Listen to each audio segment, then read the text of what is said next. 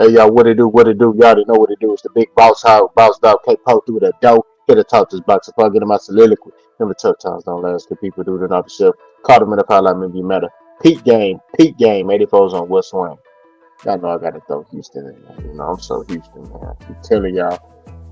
We clutched up, we clutched out. You know what we talking about. Just like the song draped up and dripped out, we clutched up, we clutched out.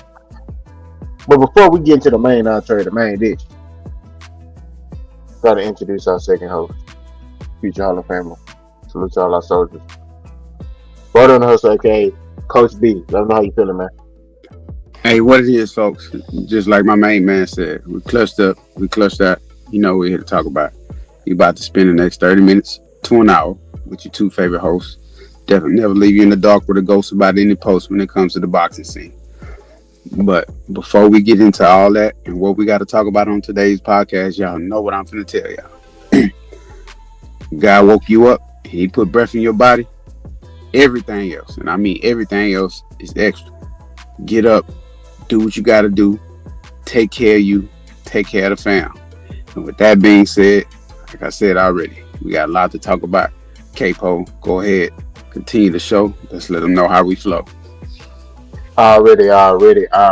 So let's get into the main entree, like I told y'all before. That's this brother on TikTok, Coach know who I'm talking about. A topic was brought to the forefront. You know, it's in a lot of boxing forums. As you know, Boss is a part of a lot of boxing forums on Facebook and, you know, a list of other platforms. There's this narrative out there that Canelo Alvarez has to knock out Terrence Crawford. I don't know Mm. where that's coming from. Um, but Coach, I mean, how do you feel about that? Let me know. Like, does Canelo Alvarez need a knockout to beat Terrence Crawford? Let me know something. Uh, First and foremost, the guy that brought the topic to the forefront within my range of being able to be in contact of is the Jig on TikTok. If you want to get on there, is TheJigg on TikTok. He's always having some valid points. He's unbiased and he speaks the truth and he doesn't hold any bars when it comes to, you know, speaking the truth about the sport of boxing. There's not too many people who get on their podcast, TikTok, Instagram, or whatever social media platforms they get on and spit the truth about boxing. A lot of people are biased and they don't really speak towards what's really going on. It's a lot of casuals and they speak about their favorite fighter in a high fashion, no matter what goes on, whether it's a positive or a negative. But anyways, with all that being said, topic at hand, Canelo needs to knock out Crawford to win. Now, I'm gonna be very short and frank with this one. I don't know where people come up with this narrative. I'm gonna give y'all the details and I'm gonna spit, you know, my opinion towards this. A lot of people have to go back in time a little bit and look at what Canelo actually transformed and transcended into after he took that L from Floyd Mayweather. When he took the L from Floyd Mayweather, he turned into a complete boxer.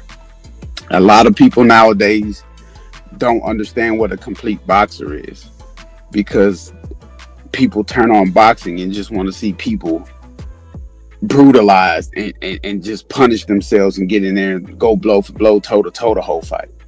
Yeah, that's part of the excitement. We want to see that. But at the same time, there's different aspects and different parts that go into making yourself a complete boxer. And Canelo, yes, he has taken a dip in his performance, his power, his speed, his agility, and so forth. But at the same time, people forget because he hasn't had to go in that bag, kind of in a similar situation with Tank. He hasn't really had to go in that bag of tricks that he really has. And that bag is deep. It ain't, you know, some, you know, little short knit bag that he got. He got some tools on his belt, as K-Po would say. Canelo is a complete fighter. He does have power. He does have IQ. He does have footwork. He understands angles. He understands when to utilize the jab. He understands when to throw feints to set up other things.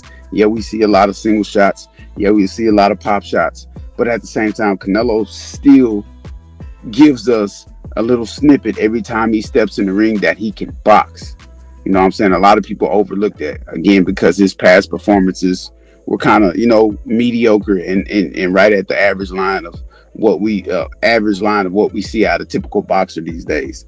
But again, I'm on another note. Canelo has been fighting guys that are naturally 195ers, 200 pounders, and he's still finding a way to put these guys on the ground. Pause, no freakies in full effect at this point. He's finding ways to put bigger guys on the ground. And with that being said, Terrence Crawford is not a natural 160 pounder. He's not a natural 168. He's not a natural 170. He's not a natural. He may that's his walk around weight. But naturally, Terrence Crawford is a smaller fighter than Canelo. And y'all sitting here telling me that Canelo has to knock Terrence Crawford out to get this win? No. Terrence Crawford may have, a few subtle, advantages. The athleticism. He may have a little bit more speed, a little bit more quickness in his hands. He may be a little bit more flight of foot. I give Terrence Crawford credit. He has that. Everything he has in his arsenal is above average. You know what I'm saying? He's good at a lot of stuff and he's great at other things.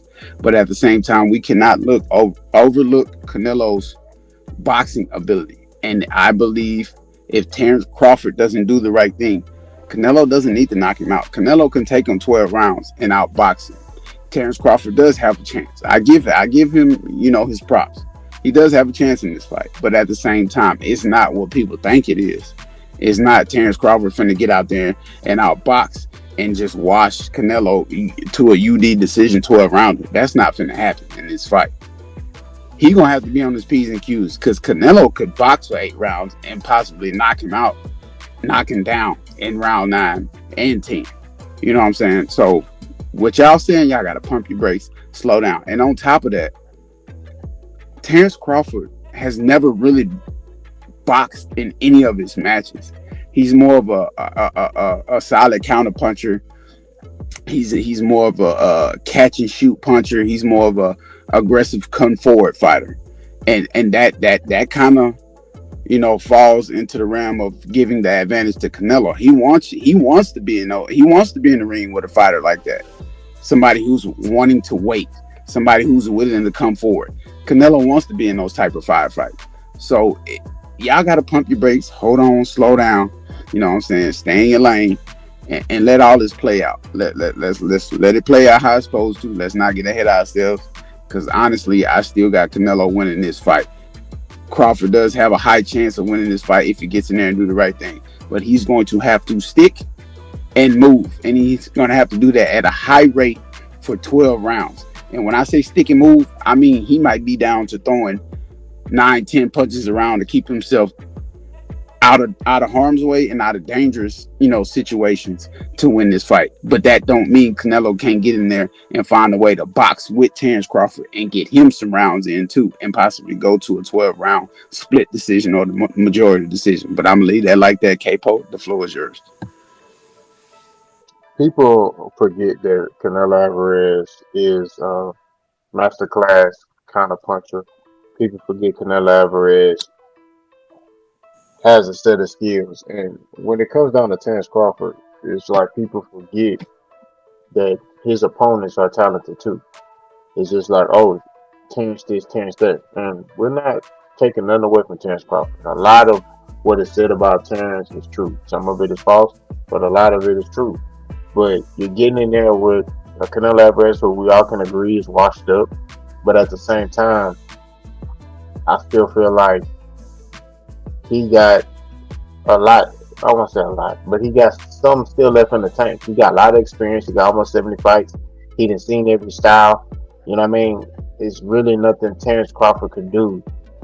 In my opinion, that's gonna make it completely difficult for Canelo, right?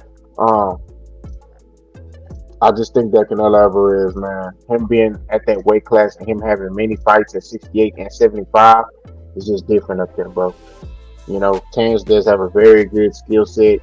He will come into this fight with the speed advantage, but you know we don't know how his chin gonna hold up when you go up to these high weight classes. You know, and like I told you on my channel, man, I've been in the ring, and I hate to keep bringing up myself, but I only can refer to experience. I've been in the ring with guys that were better than me, that were smaller than me, but due to the fact that I was bigger than them and I had power and I knew what I was doing, right? I was able to neutralize it, right? So, granted, I'm no Canelo Alvarez, I'm no Terrence Crawford, right? But all I'm saying is that when you have a bigger guy who has a set of skills and knows who he is as a fighter, it's just, I don't see how uh, Terrence Crawford, I don't see how Canelo Alvarez needs to knock out Terrence Crawford. Canelo Alvarez can fight Terrence Crawford 12 rounds and win by unanimous decision. We've seen him do it. He might be able to do it again. You know what I'm saying? So let's just pump our brakes on, Canelo needs a knockout to beat Terrence Crawford. Now, like I said before, the only way you want to push that narrative is if you're saying, oh, Terrence Crawford, no turkey on the sheep, and Turk, or matter of fact, not his name ain't Turkey on the sheep no more. Turkey Combs may go to the judges and be like, hey, hey, look out for my boy. You know what I mean? Look out for my brother. Turkey Combs. That's his name. You know what I mean? Him right there. He dancing in the videos. Take that, holding boys' hands. Got a ring man up there. Don't get me started. Let's get me started. But like I said before, if you try to push that narrative, I understand. But Canelo Alvarez don't need a knockout, man. Coach. I'm sorry. I just Turkey Combs. My bad. That man had ringmen up there. I don't know if you knew that in the last fight. I'm trying to figure out, your viewpoint on it because this man had men up there. I don't know why he had men up there holding cards, talking about round 2 fight, and they had no shirt on. I'm like, bro, why is he up there with no shirt on, bro? Like, what do you do? If I was in the crowd, I'd be like, hey, excuse me, sir, Mr. Turkey Turkey Combs. Why is that man up there holding ring sign? Like, what do we? Then you walked in here holding Terrence Crawford hand. Where they do that at? Like, what's going on? I don't get it. Are you like is this the wrong? I know it's Pride Month, but if this is contribution to Pride Month, I don't want to be here. I need my refund right now. Cause what you think about that? Take LC doing what he wants. He got men up there holding cards. Well, let me know something. When it comes to Turkey Elishik, aka Turkey Combs, as K-Po calls him now, as we all should call him now, Turkey Combs. This man has entered the sport, and he has consistently tried to push a different narrative. He's consistently tried to transform the sport into something that is just not meant to be and is not made for. He's come out with a whole concert before a main event. He's come out with hosting fights in the middle of downtown or uptown or whatever town, New York. He's come up with ring men at this point. Like I say, I'm not gonna get all the way off into it. I'm not gonna fire off no details from my end, but at the same time, it's weird. It's strange. Why? Like, why are we doing this? Why are we trying to change a sport that is perfectly fine? Why are we trying to take away from what the fans actually want to see? Why are we trying to turn this into a entertainment event? Why are we trying to turn this into the BET Awards? Why are we trying to turn this into the MTV CMA's Country Music Award? Why are we trying to do all this? We not here for that. The show happens between the two guys that are main event, co-main event, the undercards, the prelims, and all that good stuff. That's where the show is. Real boxing heads don't need anything else other than that. We want to see these guys walk down the ramp to the ring, get in the ring, let the announcer announce who they are, explain what they finna do, and like Mills Lanes would say, let's get it on. We here to watch two guys fight and see and prove who's the better fighter on that night. All this extra stuff he got going, man, it's turning into a circus show, a clown show. We don't need all of that. We don't want all of that. There's no real explanation behind what he's doing. He's just doing it because this is what happens when you get a guy who's bored and got money and feels like He can do what he wants, and people are applauding this. People are riding this wave. People are interested in this. Like, what's like? I understand him. He got something going on with him, but what's wrong with the people that's agreeing with him? That's crazy. Like, it's weird. It needs to be cut out. He hasn't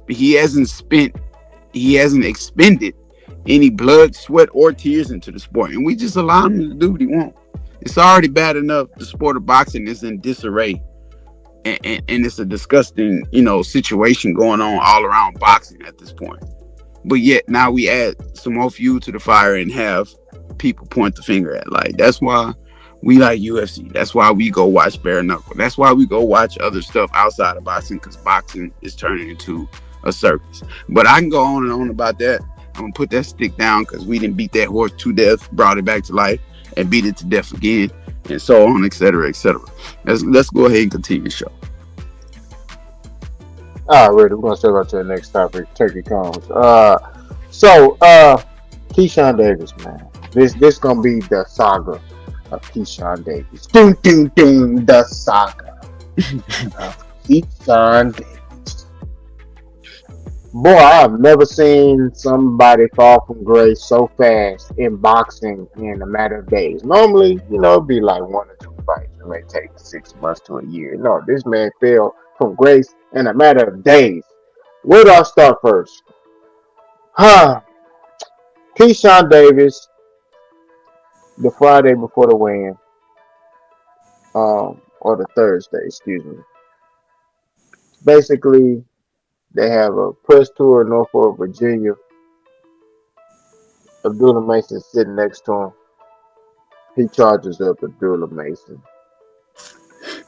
Says, hey man, we need to make the fight.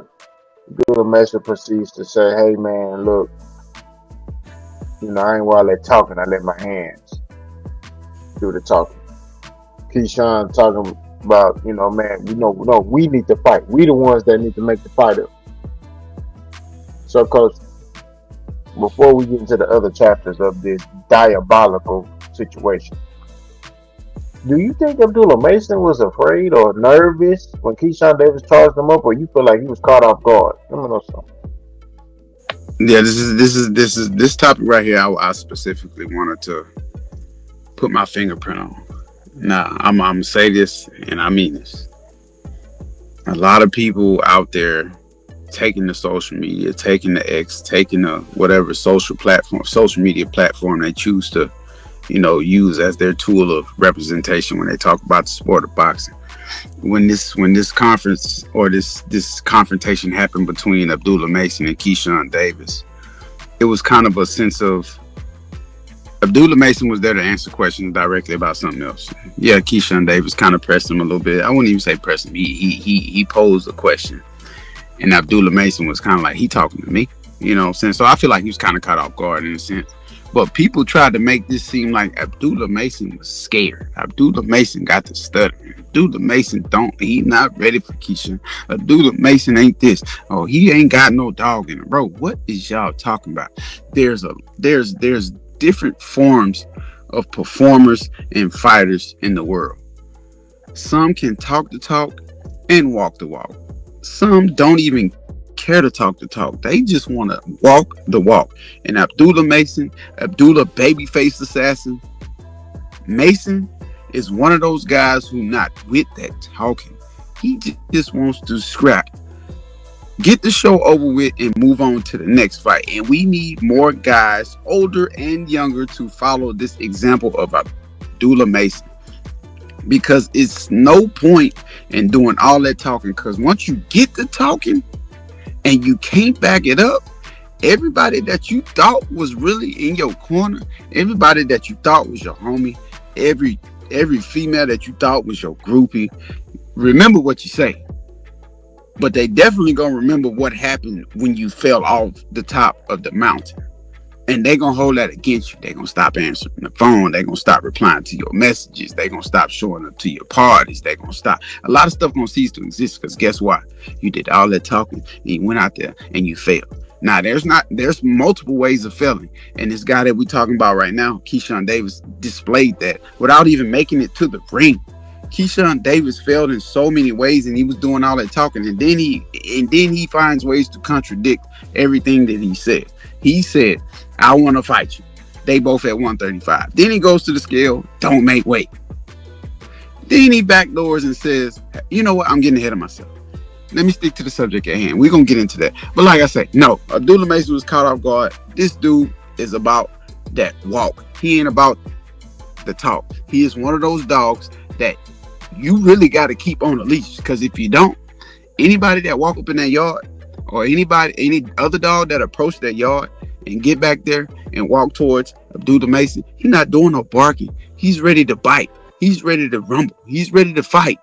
And it is what it is. I respect him. He's doing everything he's supposed to do in the proper manner at the proper time. He's playing his role. He understands his position. And when he gets in the ring, he shows everything he needs to show you that we need to see. He shows us everything that he's supposed to show us, to let you know that, hey, when you give me my opportunity, I'm taking it. And it's going to be hard to take it from me once I get it. So I give Abdullah, babyface assassin Mason, all the credit in the world for being that young and being able to hold his composure and do what he has to do.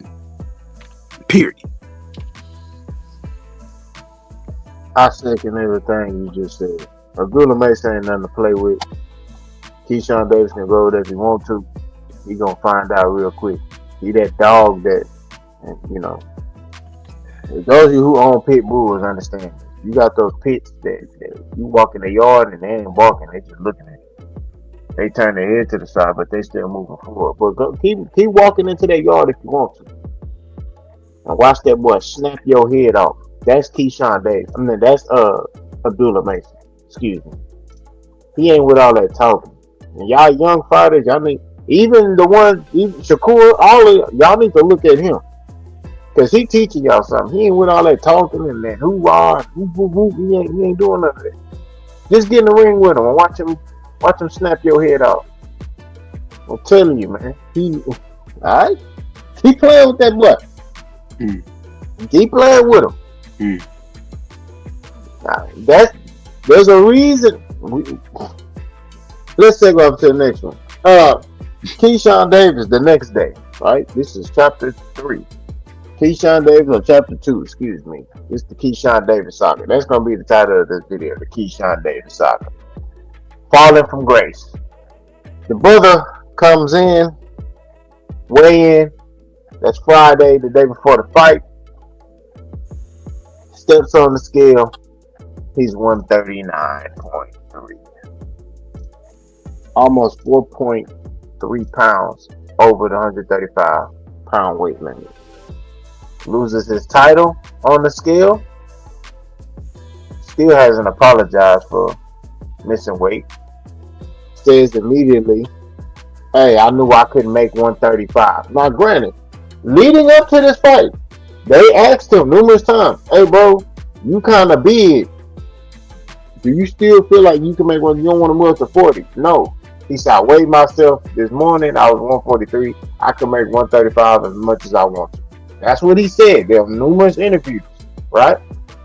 So then he comes out and says that I was going to move up to 140 anyway after this fight, which contradicts his statements about him and Abdullah Mason fighting, right? So, Coach, floor is yours. Did Keyshawn Davis purposely miss weight to get an advantage on Edward De Los Santos, or duck that Abdullah Mason smoke? Let me know something. I got a lot of mixed emotions about this, and I'm not even an emotional character. Let's just say I got a lot of mixed opinionated thoughts and statements about this.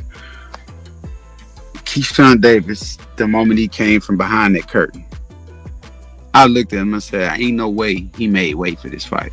Dude looked like he could have easily made 147 pound division. Easily. He was hydrated well. He was glistening. He was swole. He was cut up. Then keep in mind, Edwin De Los Santos just got off the scale, and that man looked sick. He looked dehydrated. He looked pale. His head, his face, all that was sunken in. You could see his facial features from his skull.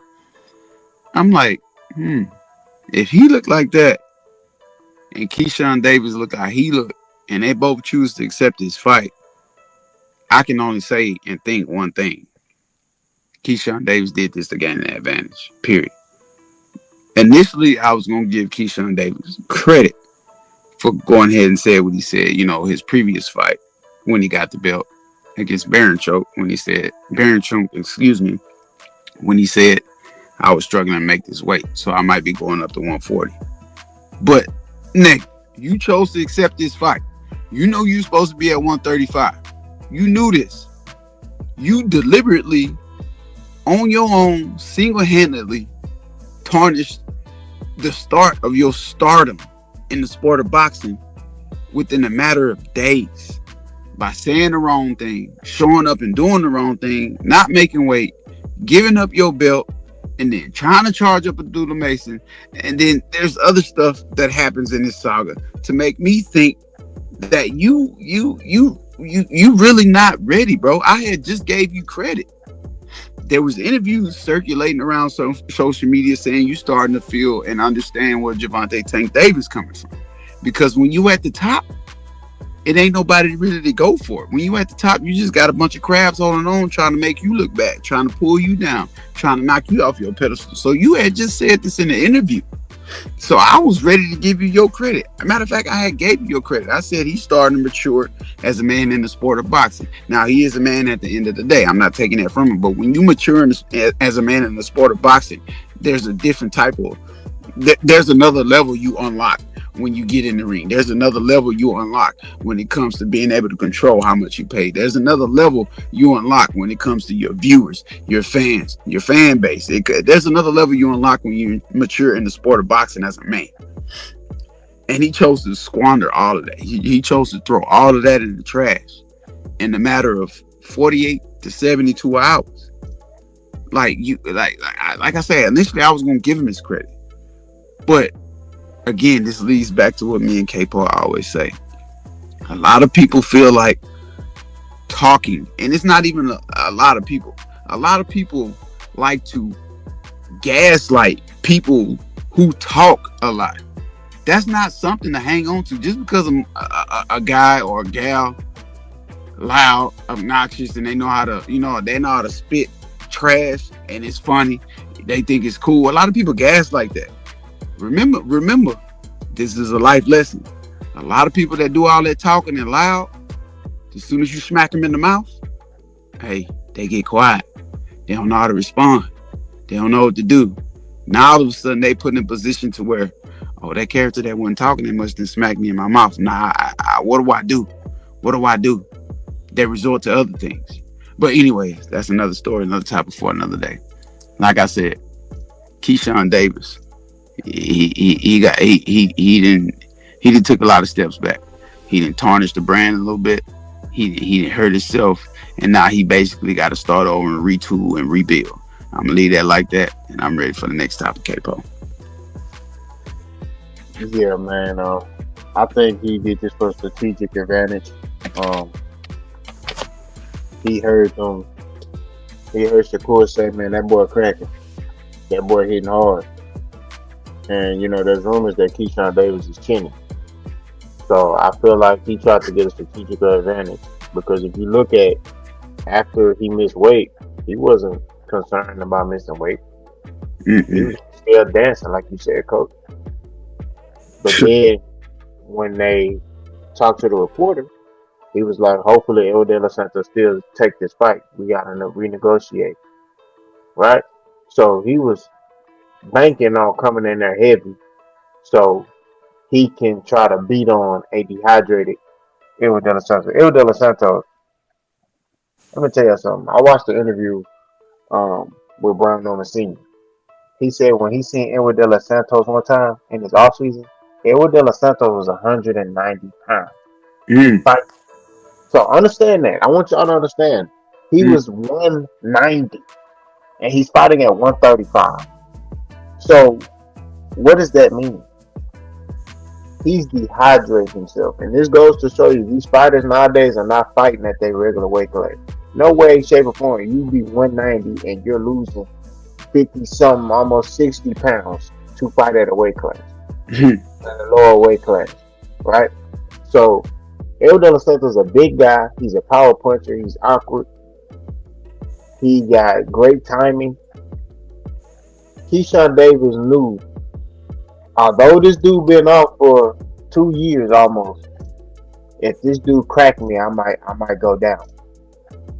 So let me come in a little heavier than normal. It was definitely a strategic advantage. Because you even look at Bomac, he didn't even look shocked. He didn't look concerned. You know what I mean? So I think it was definitely a strategic advantage. He was trying to, I don't think it had anything to do with Abdullah Mason. It does make him look bad because he was sitting there talking that foolishness the day before, and then you come back talking about, oh, I knew I was gonna go to 140 after this fight. Then why did you charge him Abdullah Mason then? So it make you look crazy, bro. And like Coach said, stop talking. Just stop. Set it up to the next topic. So the Keyshawn Davis saga, right? Falling from grace. This is them. I don't know if y'all used to watch them stories. Your mama used to watch, you know, the Young and the Restless. This is how this is. Young and the Restless. You know what I'm saying? I'm gonna be real with you. I know about that because Lil Kiki said it in a freestyle. And, I was like, oh, Young and the Restless. Then I found out that's the show my mama was watching. I said, oh, okay, yeah. But this is this situation, right? The fight gets canceled, right? Fight is canceled. El De Los Santos gets paid full purse. Keyshawn doesn't get paid nothing. And El De Los Santos promoter says, I did not want a Devin Haney and Ryan Garcia situation. So my question to you, coach, is, did El De Los Santos promoter make the right decision? Because, like I said, I'm a part of this boxing forum. I'm seeing people say, oh, El De Los Santos was scared. Interesting. So, Coach, how do you feel about that? Do you feel like El De Los Santos team made the right decision in pulling a fighter? Let me know, sir. I'm gonna be straight honest. Yeah, they did the right decision. Keyshawn Davis coming in at 140 basically.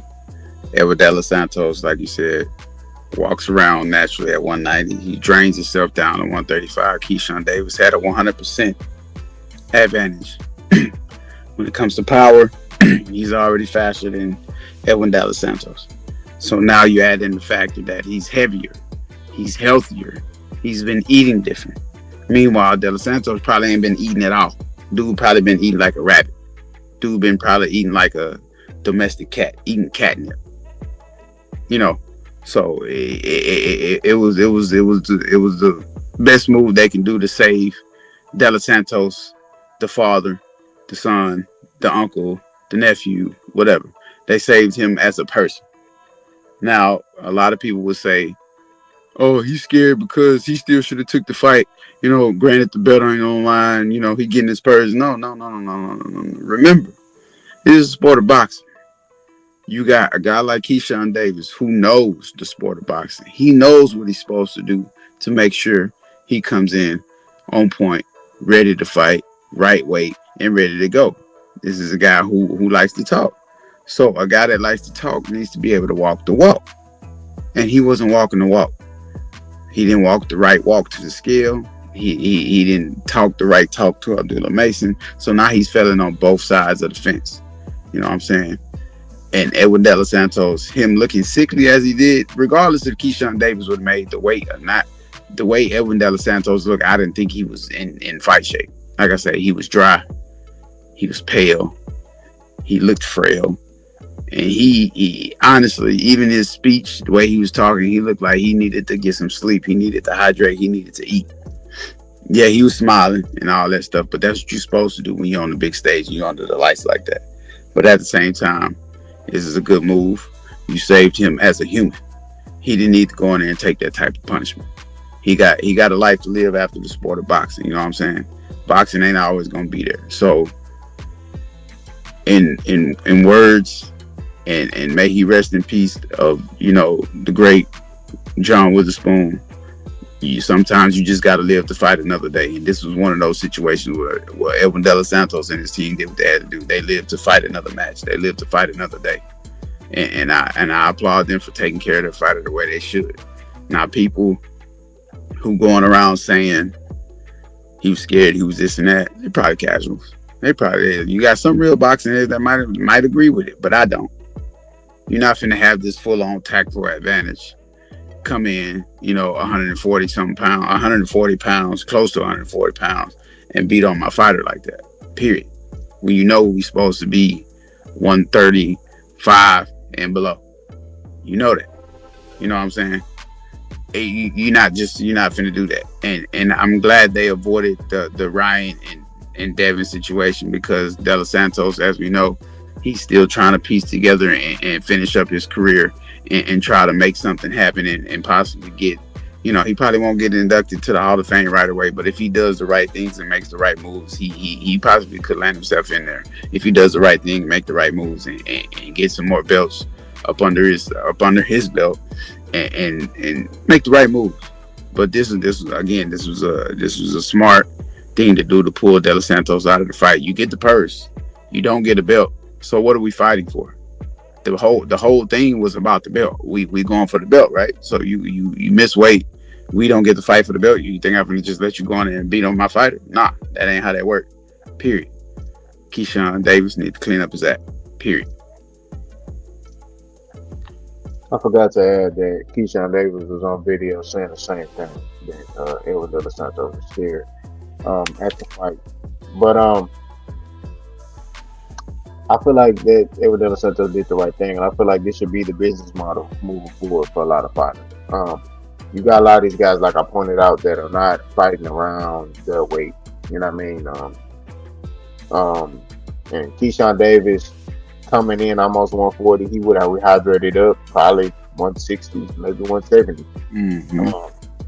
Edwin De Los Santos drained himself. He looked horrible, so he may rehydrate it up to maybe 150, 160. But Keyshawn Davis would have still had the weight advantage. So he would have been a fresher fighter because he didn't kill himself to make 135 like Edwin De Los Santos did. So I feel like that was the right decision. And he has a heck of a promoter to basically get him his full purse. This dude trained, for 8 weeks and didn't have to take a punch in that ring, right? You may took some punches in sparring, but to get paid your full purse is incredible, right? And Mm-hmm. so shout out to I think it's Samson Boxing. Samson Boxing is Edwin De Los Santos uh, promoter, and what I mean. Like I said previously, this should be the motto moving forward. There's too many fighters dying in that ring. A girl just died last week. A fighter died before the week before. This is a very dangerous game. And for Keyshawn Davis to come in overweight is crazy. And for the people who sitting there taking this stuff lightly, you don't know nothing about no boxing. Let's take off into the Keyshawn Davis saga some more, right? The fall from grace. Fight is canceled. Abdullah Mason is elevated to the main event. Keon Davis, the youngest one, fights, gets a knockout. Spectacular body shot. Kelvin Davis fights Nahir Albright, 140 pounds, puts his WBC, I want to say Intercontinental title on the line. This is a step-up fight for Kelvin. In my opinion, it was a one-sided beatdown. In my opinion, I gave Kelvin maybe 2 rounds, but it's a split decision. Nahir Albright wins. Nahir Albright goes to the backstage. He with his people. He having fun. He turning up. He excited. Especially coming off a 2-year layoff. Keyshawn Davis comes in there with Keon Davis and a list of other people and proceeds to jump Nahir Albright, causing more injuries on Nahir Albright. Coach Nahir Albright says, "Hey man, look, I just want my get back. I just want a rematch." Hmm. Coach, the question I have for you is, how did you feel about this black eye of boxing? And do you feel like Keyshawn Davis ruined his chances of being a star in boxing for the time being? I mean, I'm saying. Yeah, man. I'm gonna say this. I'm gonna speak towards the fight first. Davis versus Albright. I felt like Davis really could have won that fight. He just wasn't doing what he needed to do. I don't know what they were telling him in his corner. I don't know what they wasn't telling him in his corner. But it was simple. Albright made it a dirty fight. He got his punches in. He made it rough, and it is what it is. Davis didn't know what to do with it. It was a simple fix. Separate, fight from a distance. Fight long range. Use your jab. All you needed was straight punches. Because every time Davis threw his jab, Albright didn't. He couldn't get inside. But the minute Davis started to wanting to throw his uppercuts and his hooks and his overhands, that's when Albright took advantage. You know, he changed levels. He stepped in and he threw wild punches, and he was landing majority of those wild punches. And like I said, it wasn't a terrible fight to even want to initiate what happened in the back room. It was a simple fix. You could have said, "Hey, let's run this back. I want to fix that. I want my get back." If I'm Davis and I was in there and I took that L, it wasn't like Albright went in there and just pummeled you. He made you. He didn't make you look terrible. He didn't have you bleeding. He didn't have you foaming at the mouth. None of that. It was a simple fix. Hey, Davis, let's fight long range. Let's use your straight punches. Step, throw your jab, throw your two.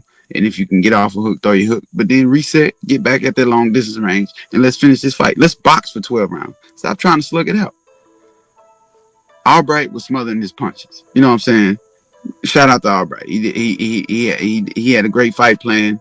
It worked to his advantage. It got him a win. To a split decision, it got him a belt. Again, like Capo said, he's trying to celebrate, the little time. He's trying to celebrate a short victory, because everybody knows in boxing every victory is short lived. You got to get back in the gym and get ready for the next person that's gonna call you out, or the next person you want to call out. He's trying to enjoy that. He just got. It was a step up fight for both of them, in my opinion, and Albright won. It's cool. There's no reason to go and retaliate the way the Davis brothers did. And my thing is, Keyshawn, you just had a debacle. You've been dealing with a debacle all week because you failed to do what you had to do. You found a different type of avenue to let out your frustration on somebody who had nothing to do with your situation. You let all that boil up in you. Your brother loses in Norfolk, Virginia. You ride with your folks, so you feel good. You feel jumpy. Like Kendrick said, I had that song, excuse my French. I'm good until I'm chilling with my homies. I was gonna say the other word, but I'm not. But now you with your homies. You at home, you feeling good. You got the crowd rocking with you. You can't be touched. So you go back there and you press the issue. You jump the man. You put him and his family in danger. You put your own family in danger, including, I don't know if that was his girl right there, but your child was right there. Not only that, you had to come back from where you was pushed to, or where you was trying to escape to, after everything was over, and your child and your woman was actually on the opposite side where Albright and his squad was at, or his brother was at. So what if they chose to turn on? You know what? I can stretch this into something else, but I'm not. The main topic is, use your head, my man. I'm tired of all these brothers being given the right position to do the wrong thing. We keep giving the opportunity to the wrong people to do the right thing. I'm tired of that. Come on, man. You just squandered. You just ruined everything. You know how many people in your own city don't want to support you no more. You know how many people in the sport of boxing don't want to support you no more because this simple could have been avoided act? It's crazy. You just messed up not only your chances, but your brother and the rest and your legacy chances. Y'all just messed over all that because y'all want to be hard. Y'all want to be gangster. Y'all already fighting with hands. What you want to do next? Pull out a knife and stab him? Pull out a gun and shoot? What they say? You want to switch keys? For what? It ain't worth it. And Albright said the right thing. Look, man, I just want my rematch. Get that man his fight. Whether you know you're gonna beat him or not, get that man his fight. 1-on-1, in the gloves, in the ring. Find a weight to fight at. I don't care if it's catch, regular, no belts involved. Y'all need to settle this. Period. Y'all need to settle this, period. And it needs to be done soon. Because Keyshawn, honestly, I think you finna struggle to actually get a fight with anybody now. Whether it's high level, low level, elite level, mid range, gatekeeper, I think you finna struggle to get a fight. Nobody want to deal with that. Not everybody got to be on edge when you show up to the press conference. Everybody got to be on edge when you pull up with your people. Everybody got to be on edge when they see you and your brother. Not brothers, your brother. And the crazy part is the brother that took the L wasn't even involved in the situation. That's ironic. That's crazy. That's weird. That's strange. That's deranged. Come on, man. Keep it together. You cannot let your emotions get the best of you. You cannot let your emotions get the best of you. And honestly, you lost a lot of respect for me because it ain't necessary. It ain't necessary at all. And this just ain't to Keyshawn Davis. This is to everybody who follows this podcast and listens to this podcast. Control your emotions, man. Because what could happen to you or the other person is not worth it. Both sides, somebody could be gone and you could be gone. Whether you end up in a box or in jail, you still gone. Make sense of what you're doing, man. Think about it. Get that man his get back. Give Albright his get back. I don't care if you get back in there with your brother. I don't care if you get in there with you. Somebody need to get this man his get back. And not only that, I know they're looking for the get back. This man from Philly. You think they're finna let that fly? Like the Philly Flyers? No. Get that man his get back. And I'm done with that. This is why white people don't give black people. Big facts. Big facts. I ain't want to say it, but Capo said it. I'm just gonna be real. This is why they do that to us. This is why they don't want to give us nothing. Your brother lose. You didn't lose. Your brother lost, and you gonna go in his locker room. And let's just break this down. You go in his locker room, okay? Your coach talking about, oh, here Albright hit him first. You went in his locker room on 10. Yeah, I'm gonna hit you first. You coming in my locker room talking about something about your brother and you 30 deep. For starters, that's a coward move. Why? You all of a sudden Superman now that you got an entourage. And you think you finna come in here and try to punk us like, nah, bro, I don't care if we in your hometown, I don't care if we in your living room. You come in where I'm at on 10, you go, hey, I'm gonna take you down a notch. Now here everybody now, I applaud them. Cause he would have got real ghetto in that mess with me. I'm sorry. You know what I mean? I'm celebrating and you come in here on no. Keyshawn Davis been on the floor. Everybody that went in there would have been on the floor. I'm sorry. And this ain't tough guy talk, this grown man talk. Because that's my safety. For starters, I'm not in my hometown. I'm not where I'm at. I'm here with the people that I brought. And the people that I brought are not on that type of time. These are my promoters and, you know, pretty sure some family. They're not on that type of time. So we here for a fight. A sanctioned fight. We're professional boxers. Thinking we're on a professional tip. And you go come in here on some, excuse my French, nigga stuff. No. Hands, fists, feet finna be on you, boy. You know what I mean? I'm just being real with you. But here, Albright and his team had a lot of restraint. Yeah, they didn't let Keyshawn Davis and them do exactly what they wanted to do to him, but I'm sorry. Keyshawn Davis will have some lumps on him. I'm just be real with you. But you come in there because your brother lost. That's the softest stuff I ever heard in the sport of boxing, just as a man, period. Like when I saw you do that, it let me know who you are as a man. I can't respect Keyshawn Davis as a man. I don't want to hear nothing about no mental health. I don't want to hear nothing about that. Mm-hmm. They trying to make excuses. There's no excuse for that, bro. As a man, especially in this boxing game, you know what come with this, bro. It's a very dangerous sport, and the fact that you went out there bare knuckle trying to hit this man and headbutt him and do all this stuff, I'm sorry, brother. It's now you turn it into something else. Mm-hmm. These dudes out here in the street dying for less. You just looking at them. They switch keys. Now you on the floor. Your heart beating slow, and the only last thing you see is a cloud, and that's it. They hit the power off button on you. I'm tired of these young fighters thinking they gangster, bro. And I'm tired of these young men, bro. Like you gotta understand, the dudes that's really in the streets not trying to be gangster. They trying to get away from that stuff. They trying to remove themselves from that stuff because they know what come with that, bro. They done seen stuff. They done seen people like it taken away from them. But it's like these young dudes that glorify streets, and it's mainly the ones that didn't grow up in the streets. They think because they lived in the hood, they street. I lived in the hood. I am not no gangster, and I say that on every show that I do.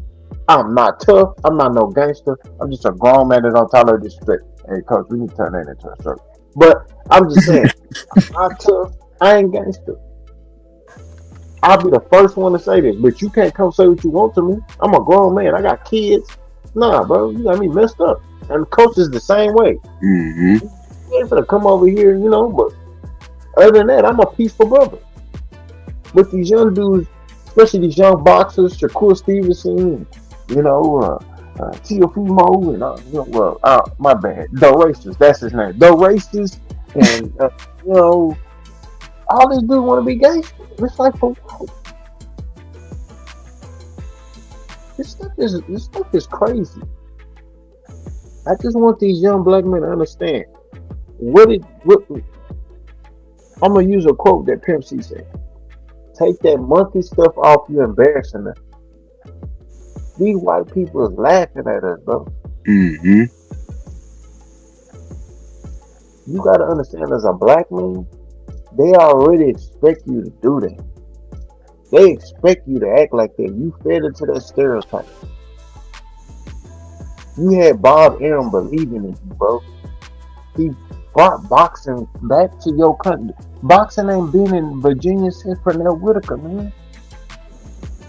And you mess around and mess that up, and you think, oh man, I'm just gonna halfway apologize. No,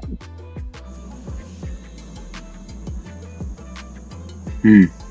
Keyshawn Davis, I'm telling you, he probably gonna be fighting on some undercards for a while. I'm telling you, and there won't be no boxing in Virginia for a little bit. Mm-hmm. You miss weight, then your brother lose. Right? You miss weight, fight get canceled. Then your brother lose, and then you react like that. You have to be a man and accept responsibility as a man. What Keyshawn Davis should have did was this. Hey, I want to apologize to my fans and to Bob Arum and Top Rank and my opponent. I came in overweight. I thought that I could make the weight. Um, I didn't. So I want to apologize to Everton Dos Santos. That's my bad. Instead of sitting there saying, "Oh no, he's scared, man. I thought he wanted to fight." No accountability, and it Mm-hmm. goes to show me the upbringing. Mm-hmm. He wasn't getting a lot of whoopings in his life. His mom wasn't putting hands, fists, and feet on him.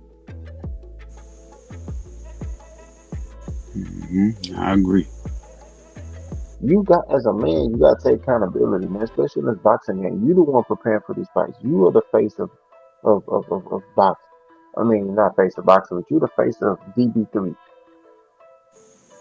You are the young star that Top Rank is trying to invest in, bro. and you screwed all that up in 2 days. That's the fastest fall from grace I've ever seen in the sport of boxing. Like Devin Haney, it took a couple of months. You know what I mean? Ryan Garcia, it took a couple of months. This man fell from grace in 2 days. I'm sorry, man. I don't have any. And this is the thing. I was supporting the brother as far as him as a fighter, but I can't stand behind you, pause when you go do nigga stuff. Mm-hmm. These white folks want you to act like that, and you went and did it. Then this the worst part. I'm a parent, right? Your son was right there in the stroller. You fighting, you left him by himself, so you can go fight.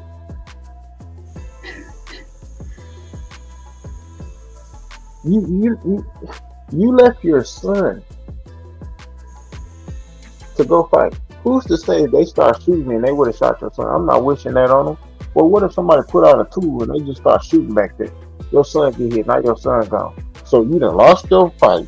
You done lost, your fight, your money. Your brother lost, and then your kid get lost. Mm. Sad story. So all I'm saying, Keyshawn, you got some soul searching to do, brother. But for starters, the first thing you need to do is take accountability. We don't want to hear your brother apologize. We don't want to hear your promoter come out and say, "Oh man, they swung at us first." We're not trying to hear none of that stuff.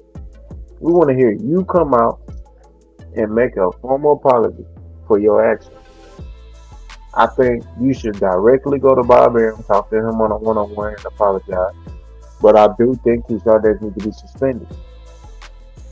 I definitely do. I think he don't need to fight for the rest of this year. I think the WBO needs to suspend him. That's just my perspective. I think he needs to sit down and really analyze, and because you have to take accountability for your actions. And if you're not gonna do it yourself, then hey, if I'm Bob Arum, hey bro, you're not fighting for the rest of this year. Maybe next year, I don't know. We'll see. And if you do fight next year, you're gonna be on the undercard. You gotta start over. Big facts.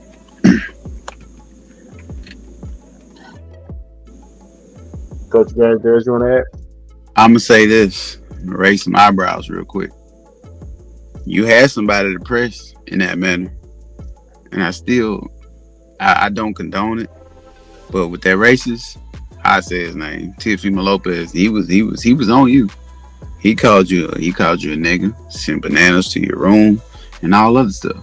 Now that's something to get upset about and want to go lump somebody up. That's what we ought to be wanting to go put some cartoon, but you ain't press him.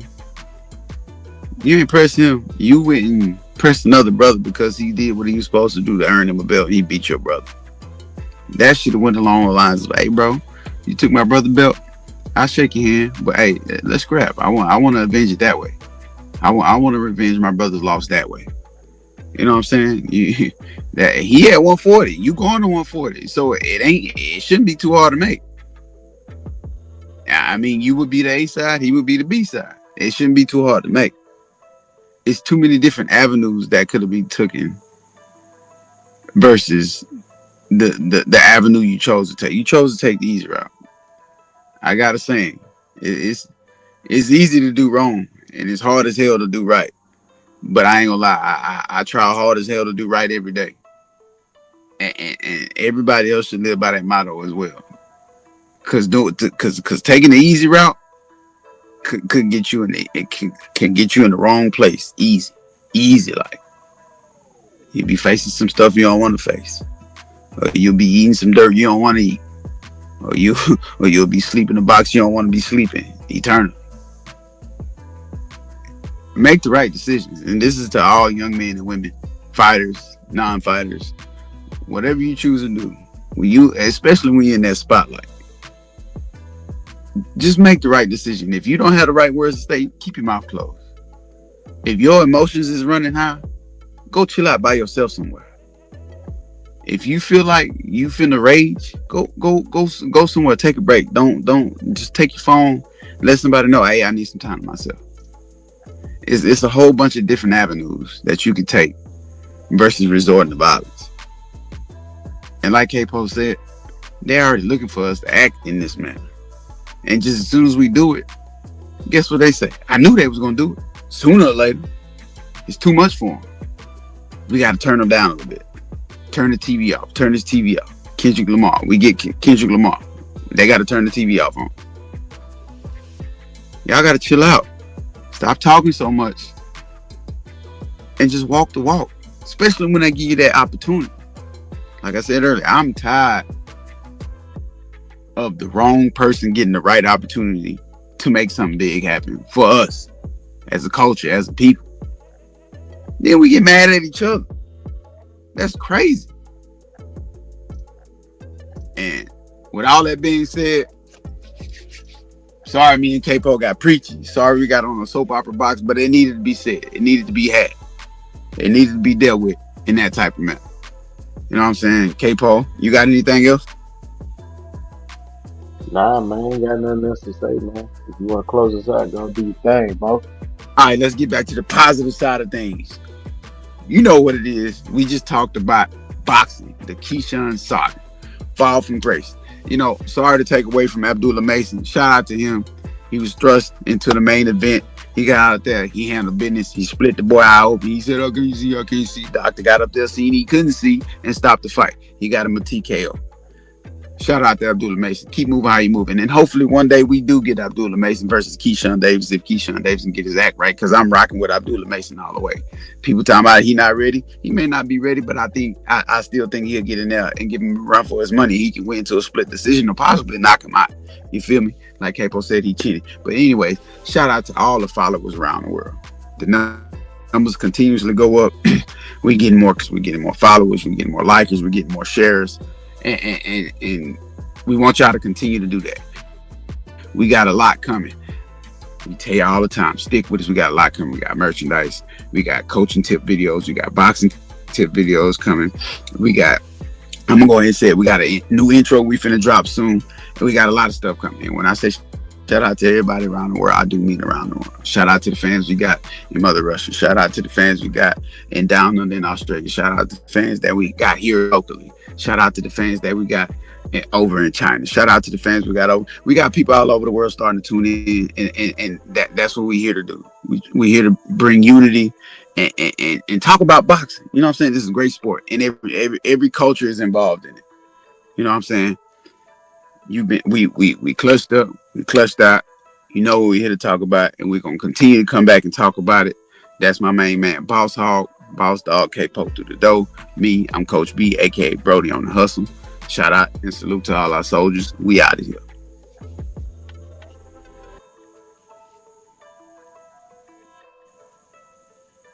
Ready.